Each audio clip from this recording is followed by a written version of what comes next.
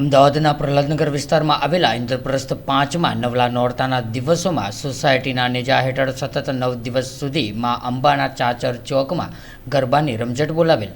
ત્યારે છેલ્લા દિવસે ગામઠી રિવાજ મુજબ માથે નાવી માંડવી લઈને ઢોલ તથા શરણાઈ સાથે આનંદ ઉત્સાહથી ભક્તિ ભાવથી મનાવેલ।